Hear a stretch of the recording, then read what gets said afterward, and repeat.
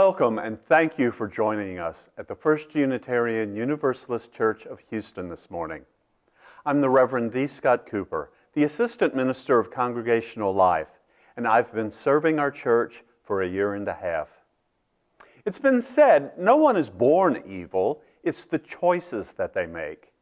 In today's sermon, Dr. Bossen asks, how are human choices by those in power responsible for the deaths and power losses from the winter storm?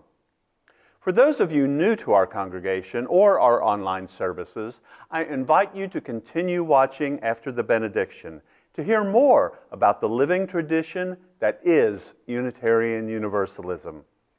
We now invite you to hear our call to worship.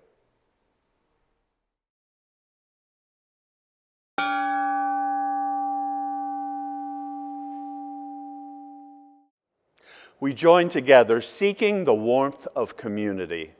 We have spent months experiencing the chill of isolation, seeing friends only over a computer screen, hearing loved ones only over the phone, feeling the loss of physical proximity that creates the chill of isolation not experienced within memory. This has given way to frigid temperatures, the chill of hard winter. A chill and a darkness pierced only by candlelight. A chill not experienced within memory. We are ready to experience the warmth of community. Come, let us worship together.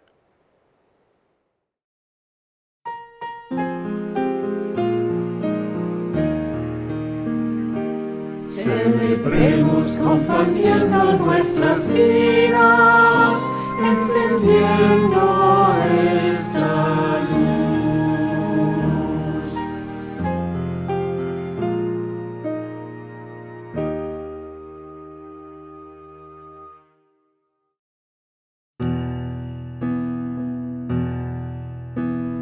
We are children of the earth.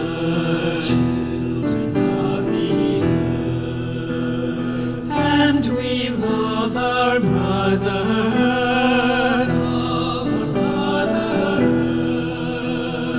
from the mountain and the stream, from the flowing streams, comes the fountain of our dreams, fountain of our dreams.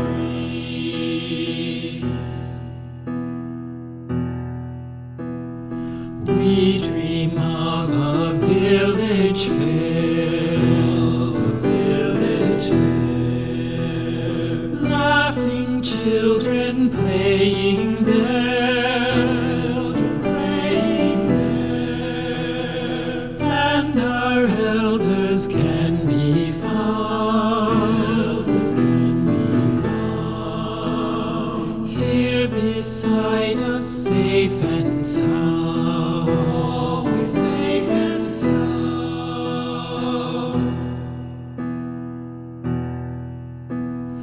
There is nothing to desire, more than home and hearth and fire, in a village that we love, living side by side in peace, evermore in peace, evermore in peace, evermore in peace.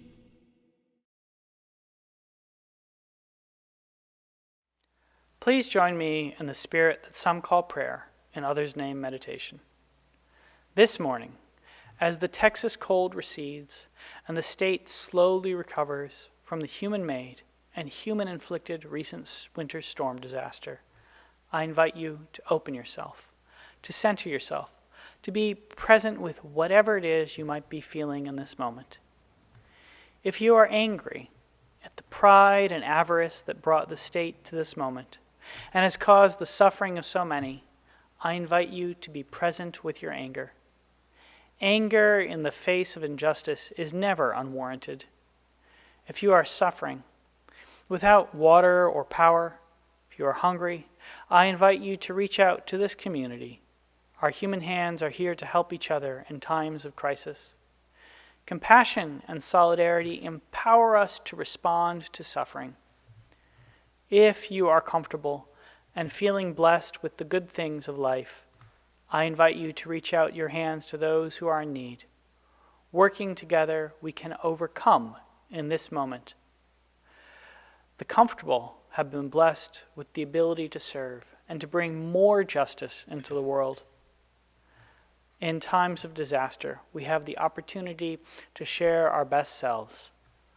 O Spirit of life, which is to say, that which some of us call God and others name the highest within the human community, inspire us today to be present to our anger, to be compassionate to all who suffer, including ourselves, and to use our comforts to do what we can in this time that we have been given. That it might be so, I invite the congregation, absent in body, but present in spirit, to say Amen. We pause now together to lift up that which sits heavy and light on our hearts. We lift up Miss Jessie Martin, aunt of Tawana Grice, and also the uncle of Carlos Rodriguez, both of whom died this week. As we mourn the dead, we celebrate the fullness of life and the beginning of a new one with the birth of Tawana's nephew, Cody Chavez Jr. I invite you now to say the name or to bring to mind those you wish to be held by the loving embrace of this religious community.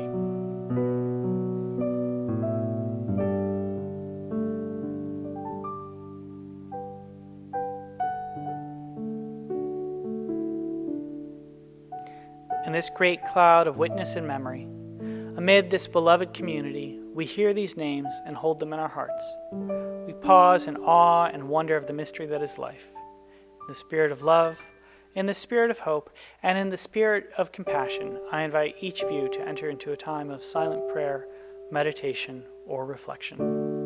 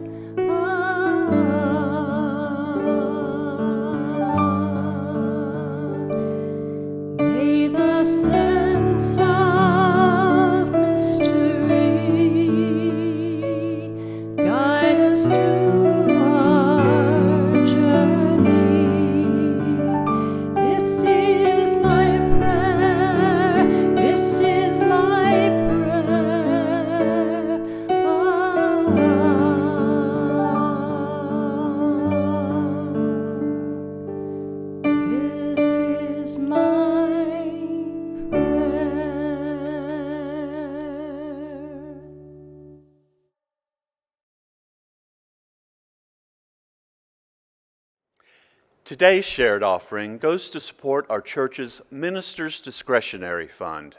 This is the fund that Reverend Colin and I use to aid those members and friends of the congregation who have economic needs.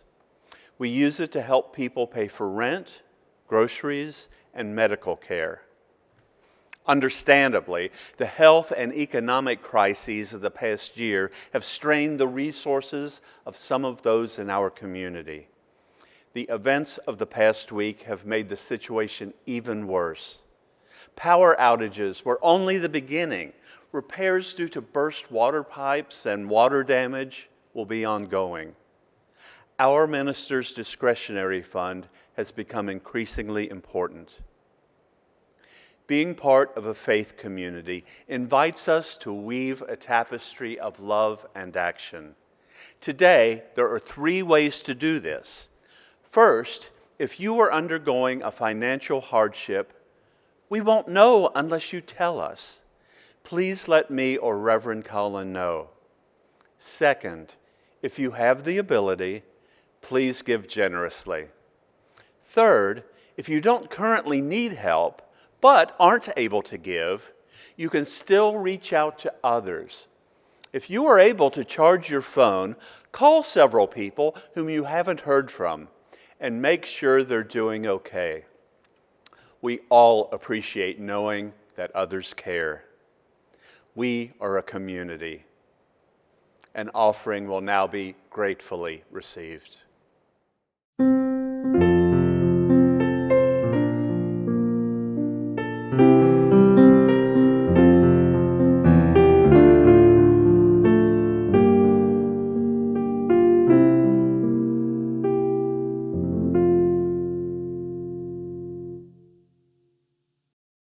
First reading, A Litany for Survival by Audre Lorde.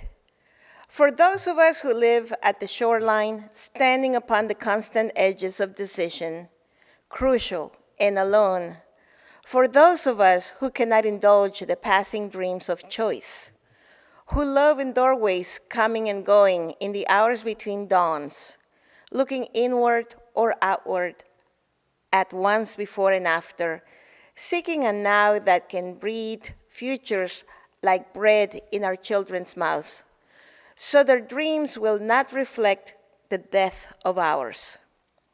For those of us who were imprinted with fear like a faint line in the center of our foreheads, learning to be afraid with our mother's milk, for by this weapon, this illusion of some safety to be found, the heavy-footed hoped to silence us.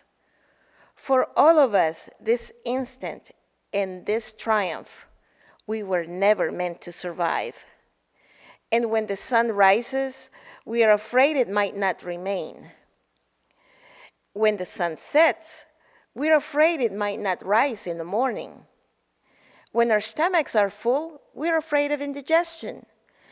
And when our stomachs are empty, we're afraid we may never eat again. When we are loved, we are afraid love will vanish. When we are alone, we're afraid love will never return. And when we speak, we are afraid our words will not be heard nor welcomed. But when we're silent, we're still afraid. So it is better to speak, remembering we were never meant to survive.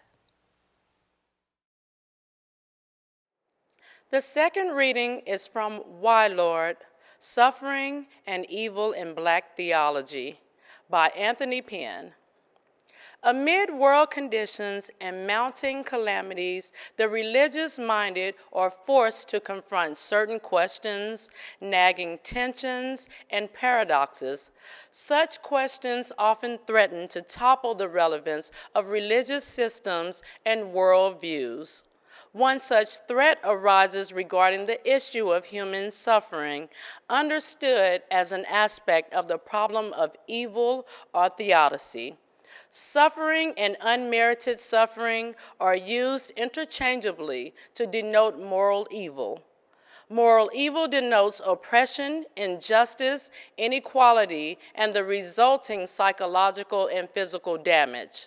The problem of evil and theodicy interchangeably connote attempts at resolving the contradiction between traditional Christian understandings of God as powerful, just, and good, and the presence of suffering, without negating the essential character of the divine.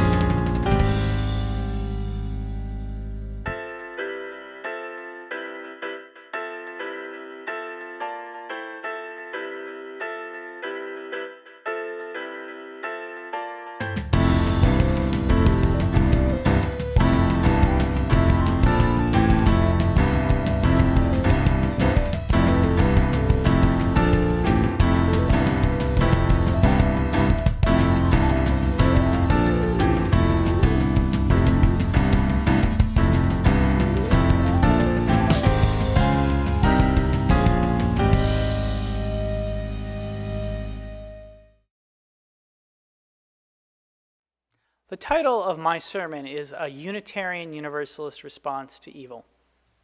It is, of course, inspired by the distressing events of the last week.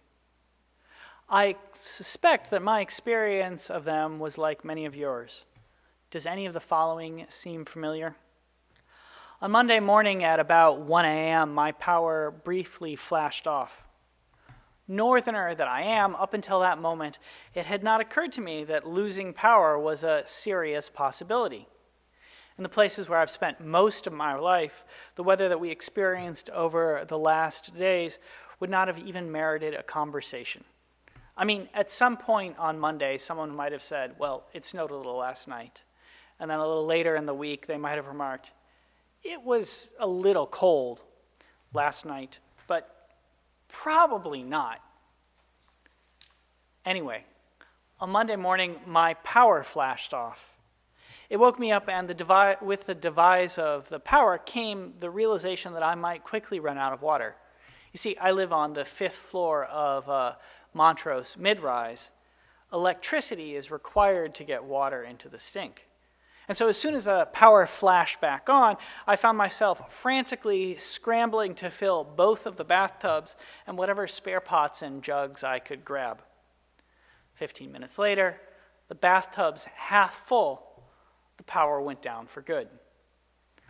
I read a bit, calmed the kid and the cat, camped out on the couch watching the swirls of weather, and eventually I fell back asleep, anticipating that by the time I woke up, the electricity would have returned.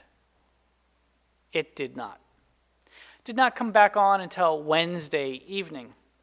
Except for one brief period, the water only started flowing again on Friday morning. It still is not drinkable, nor is it hot.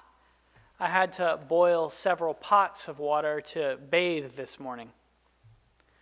Monday afternoon, we went over to the house of 2 members of the congregation.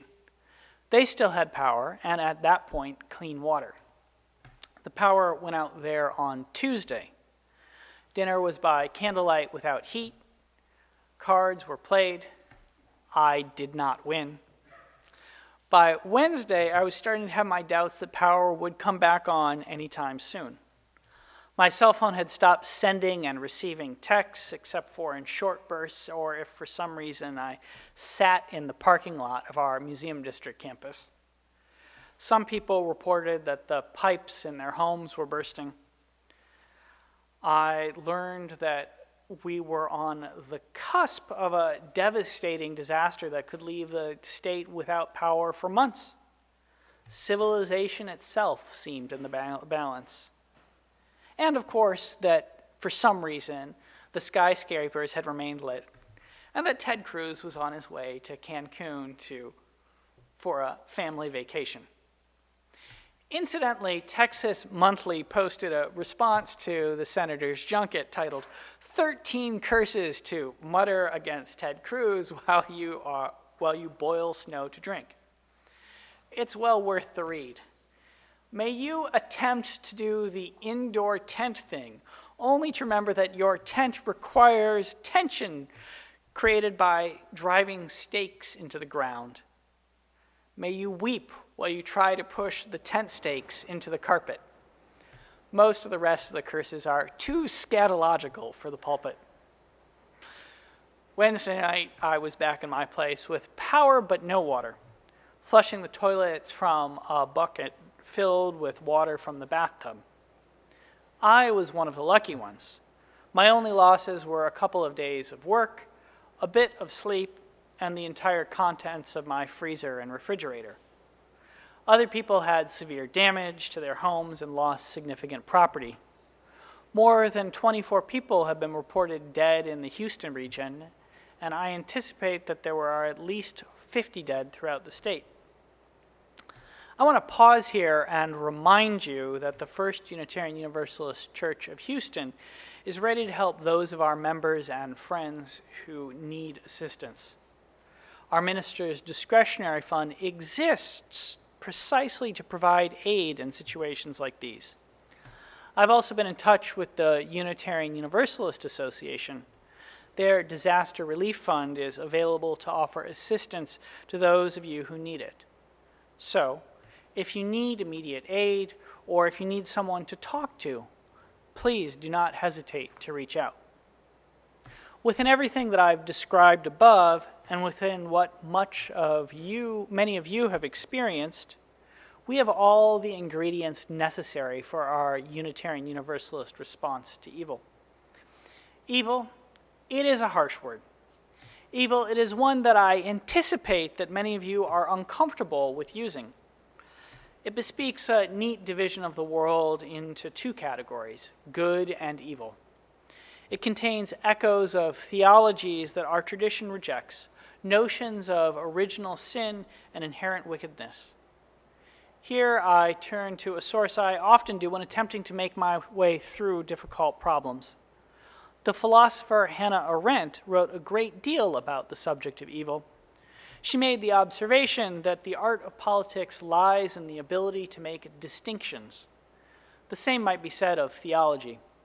If we Unitarian Universalists are to develop a response to evil, then we must have some understanding of what we mean when we use the word. A basic definition of evil can be found in the works of the Unitarian Universalist theologian Tony Pinn. Tony's name might be familiar to some of you. He's a professor at Rice, a personal friend of mine, and a longtime friend of the congregation. Like Arendt, he's written a great deal on the subject of evil. He names it suffering and unmerited suffering. Within that definition, I think there are three kinds of evil, two of which Unitarian Universalists are especially equipped to address, and one which we fundamentally reject. I'm going to start with the kind we reject because our rejection of it is at the core of who we are as a religious community. I speak of ontological evil. Ontology is this fancy theological word for the nature of being itself. It describes what you or I are fundamentally as human creatures. Ontological evil is the Trinitarian Christian belief that we are born in original sin. Augustine was the architect of much of Trinitarian Christianity. He claimed we are inherently wicked creatures who can only find goodness through complete surrender to and the undeserved grace of God. This is a claim that we refute in the first principle of our religious association when we speak of the inherent worth and dignity of all persons. No person, no being is born fundamentally evil. None of us emerge into a world filled with starlight and wonder, cold air and ice crystals, warm water and almost infinite greenery, with the sole purpose of inflicting suffering upon others. We do harm to each other. We inflict immense suffering on our human fellows.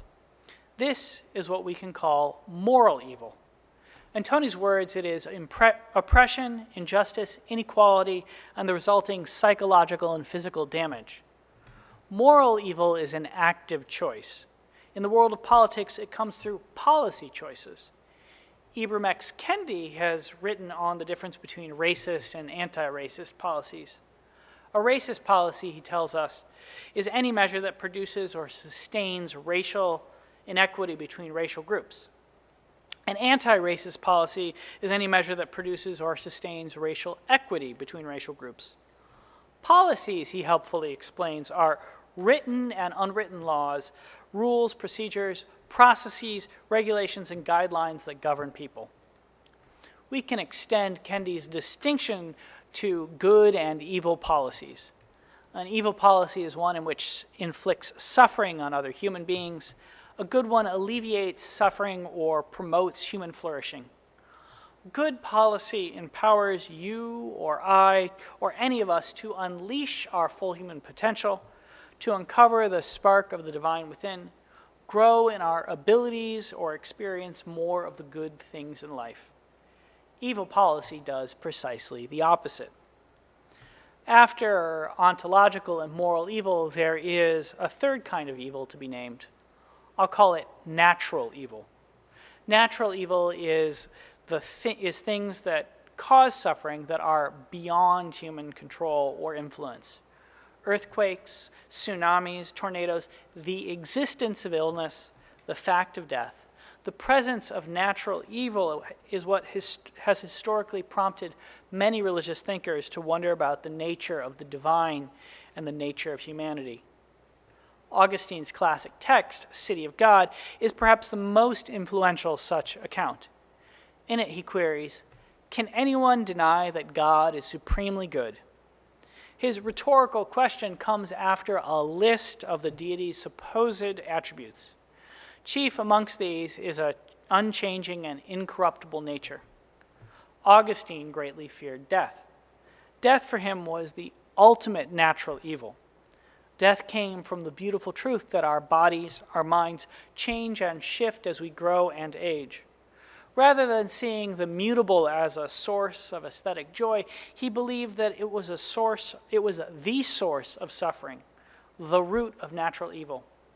Thus, we say, he wrote, that there is only one unchanging good, that is the one true and blessed God. This claim that God is the unshifting good led Augustine and those who followed him to conflate ontological and natural evil. Since humans mature and experience pain, since we change across time, we must be evil, he reasoned. The natural evil that we experience is what God in his just judgment and mercy has visited upon us, he claimed. We Unitarian Universalists, I've already pointed out, reject such a conflation of ontological and natural evil. The universe arguably exists because it is mutable, not immutable. The Big Bang was not an unchanging moment. The birth of matter and energy required the refutation of the static of nothingness, non-being, of the internal steady state. The changing cosmos, the slow, then swift, then slow again evolution of life on this planet have all brought us to this point where we can celebrate beauty and name evil. No being that exists solely as evil. And if there is a God, she is a God who celebrates, who rejoices in, who loves, who might even hold as the highest good change. With the rejection of ontological evil must come an inquiry into the nature of natural evil. So often what we perceive as natural evil is, in truth, a product of moral evil. It is a result of policy choices which inflict suffering upon individuals and groups. The poet Audre Lorde names this dynamic in her poem, A Litany for Survival. She wrote, "For all of us, this instant and this triumph, we were never meant to survive." We were never meant to survive. Lorde was a black lesbian and explicitly wrote from that perspective. Doing so allowed her to name many moral evils. This act of naming was something she viewed as an essential task. For to survive in the mouth of this dragon we call America, we have to learn the first and most vital lesson, that we were never meant to survive, not as human beings, and neither were most of you here, black or not, she said elsewhere. She called upon anyone who had suffered from moral evil to define the moral evils they faced by breaking the silence that surrounded them. What do you need to say? What are the tyrannies you swallow day by day and attempt to make your own, until you will sicken and die of them, still in silence, she asks. Here we come to a purpose for our religious communion, the free pulpit, the free religious association in which you and I come together to form a congregation exists in part to name, to break the silence around moral evil, and in doing so transform silence into action. The vocation of the church and the minister, claimed the Unitarian Universalist theologian James Luther Adams, is to point to the hidden realities of human suffering and to point to the hidden realities that offer release and surcease. He charged us to engage in specifying, in identifying the principalities and powers, and in launching an attack on them. We Unitarian Universalists congregate, in other words, to name moral evil and then attempt to do something about it. This purpose does not presuppose, however, that we are good and that others are evil. Rather, it acknowledges that moral evil exists. It is a human creation, and it is within our human power to choose differently. It is true of our condition that we cannot escape inflicting suffering upon others.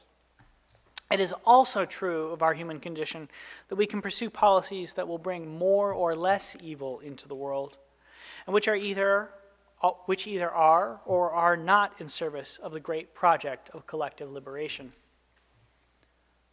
The frozen winter dead in Texas, those of you without running water, with broken pipes, those of us who are struggling to find potable water, or everyone who is looking for food to eat, anyone, and I include myself in this category, who suffered through or are suffering through the recent storm or its aftermaths, needs to name the recent disaster as a moral evil if something like it is not to be repeated again.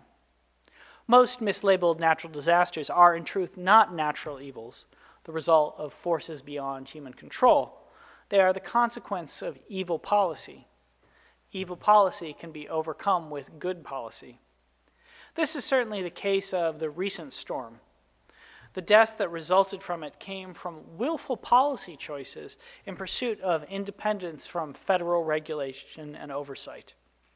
Former Governor Rick Perry felt it necessary to opine, Texans would be without electricity for longer than 3 days to keep the federal government out of their business. Given recent events, I might rephrase Perry's statements thus. Texans would be willing to die by the dozens, to suffer by the hundreds of thousands, and to go without clean water by the millions to keep the federal government out of their business. That is quite explicitly an evil policy. It is a policy that has caused great unmerited suffering. Much of Texas has its own energy grid. It's the only state in the nation with a grid that does not cross state lines. This means that the energy grid is not subject to federal regulation. This keeping the federal government out of the state's business makes the state's political leaders, particularly Perry, current Governor Greg Abbott, and the Republican-dominated state legislature, uniquely responsible for the massive power outages, frozen pipes, lack of potable water, and deaths that Texans have experienced. As far back as 1989, federal energy officials have warned that the grid would fail in the event of a significant spell of below freezing weather. Yet for decades, state leaders, freed from the supposed bondage of regulation, have failed to weatherize the power facilities or tie the state grid to power grids beyond the boundaries of the Lone Star State. It is notable that Beaumont, which is on the same grid as Louisiana, did not experience the kind of power outages that we have suffered here in Houston. The moral evil wrought by former and current state leaders like Perry and Abbott did not end with their decisions to ignore long-standing warnings about the preparedness of the state's grid for winter weather or their refusal to place Texas on a grid with other parts of the country. They, in the middle of the crisis, chose to extend it with the decision to lie and continue to promote evil policies in the opposition of good ones. Perry claimed, if wind and solar are where we're headed, then further blackouts were inevitable. The good policy, he lied, was natural gas, coal, and nuclear. This despite the fact that much of the grid failure was caused and precisely because controls for natural gas and other such energy sources froze in the midst of the winter storm. Abbott, meanwhile, went on that leading source of disinformation, Fox News, and told another prince of lies, Sean Hannity, that our state's emergency shows how the Green New Deal would be a deadly deal for the United States of America. There is no truth to that, and Hannity, I must mention, spent months downplaying the deadliness of the coronavirus, a moral evil significant enough that scholars who study such things observe that people who watched the show were more likely to die from it than people who got their information from elsewhere. Naming such spaces, as Hannity shows, as purveyors of moral evil is an important choice. So is creating a place to name those policies and actions pursued by politicians that cause suffering as moral evils. It's one of the purposes for gathering as a Unitarian Universalist community. It is a central reason why you entrust your ministers with the free pulpit, so that we might seek out and name what is true and good and what is evil and false. In the past, I've spoken with you about the politics of the living and the politics of the dead, and how these connect with beliefs in the resurrection of the living and the resurrection of the dead. I preach the resurrection of the living, the waking up to the beauty and complexity, the knowledge of good and evil that exists in our power, however limited, to either increase or decrease suffering. I reject the resurrection of the dead, the claim that life and the reward that I should point myself towards will come in a realm beyond this one. There is no universal connection between those who tell us that we should orient ourselves to the resurrection of the dead and the pursuit of evil policy or the politics of death. Do not hear me saying for in saying that I would be disavowing some of my own beloved mentors and friends who believe in the resurrection of the dead.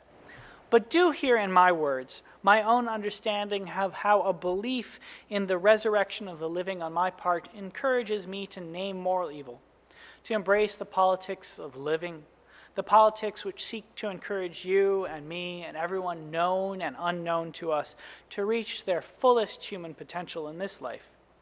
A recognition that, at least as far as I know, there is no place else but here. With that recognition, I will continue to use this pulpit to name moral evil when I encounter it, and I will encourage you to do the same. And that encouragement comes within understanding that none of us and no policy is perfectly good. I cannot be ontologically good, just as I cannot be ontologically evil. My being and your being will never be purely one or the other. But we can make choices to pursue evil, choices that increase the suffering of others, or to pursue good. And we can name for each other when we participate in moral evil and when we extend the moral good. 2 closing codas as I move towards my conclusion. First, it is not a coincidence that 3 of the thinkers to which I have turned to articulate a response to moral evil are black. Much of the moral evil in this world is closely tied to the structures and powers of white supremacy. There is a direct line to be traced between Perry's rejection of federal regulation and the long-standing rejection by white Southern neo-Confederates of federal civil rights legislation. There are powerful resources within the black theological, philosophical, and political traditions for naming and responding to moral evil. Those traditions encourage me to name the ways in which I have benefited from and continue to benefit from many of the evil policies propagated by men like Abbott and Perry. It is not providence that many of the communities hit hardest by the power outages were communities of color. Second, while the power outages were a result of moral evil, the response that many people had to them can be seen as an example of the moral good. There were hundreds of thousands, possibly millions of people like those in my congregation who took in people without power during the storm and shared what food and warmth they had. There are those who are now diligently laboring to provide food and water to those in need. There are those who, in light of all that has happened, will work as hard as they can to translate words into actions and demand that morally evil policies be replaced with morally good ones, and that the policies that led to the recent disaster be overcome. This is where we finally come down in a Unitarian Universalist response to evil. We are blessed with the power of language to name moral evil and moral good. We are blessed with the ability to translate language into action, to pursue the good rather than the evil. We are not promised that the world is ontologically good, that the good will triumph over the evil, or that the purely good is even possible. In the end, all we have is this: the knowledge that there is good and there is evil, that we can lessen suffering or we can increase it, and that we have the ability to do what we choose. May we remember that, and in doing so, may we as a religious community, as individuals and residents in the state of Texas, choose widely. May the congregation, absent in body but present in spirit, say Amen.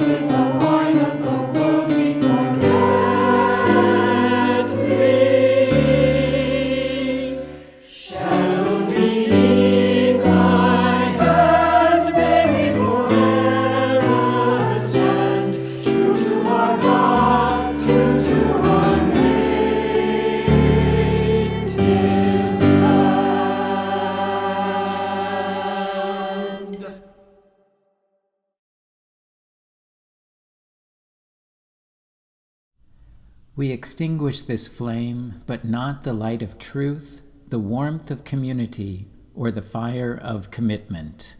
These we carry in our hearts until we are together again. Audre Lorde said, "There are so many silences to be broken." May we hear in her words a chance to name the moral evil we encounter, do the good we can, be gentle with ourselves, knowing that we are not perfect, and will do evil as well as good.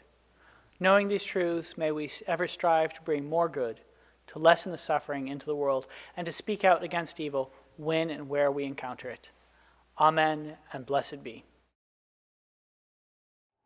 Please join me in thanking Tawana Grice, our business administrator, and Alma Vizcarra, our membership and communications coordinator, for participating in today's service.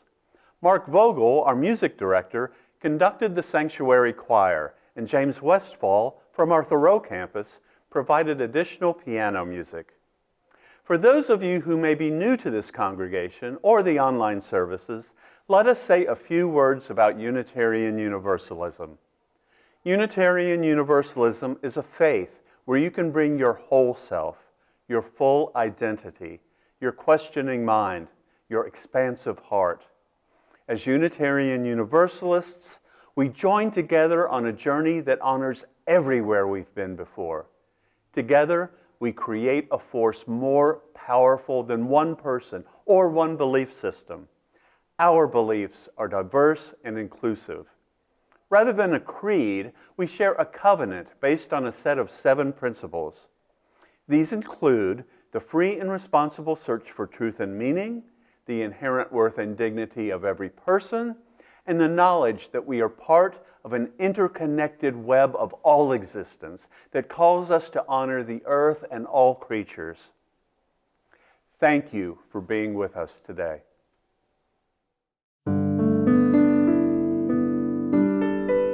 Our church continues to meet online while a pandemic and severe weather keep us physically apart.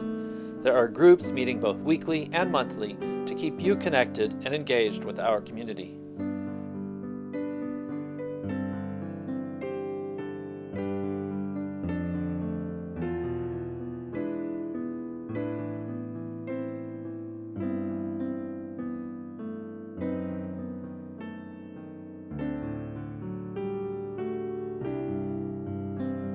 Grab a cup of joe, then join us this morning at 11:30 for the Coffee Half Hour to chat with new and old friends.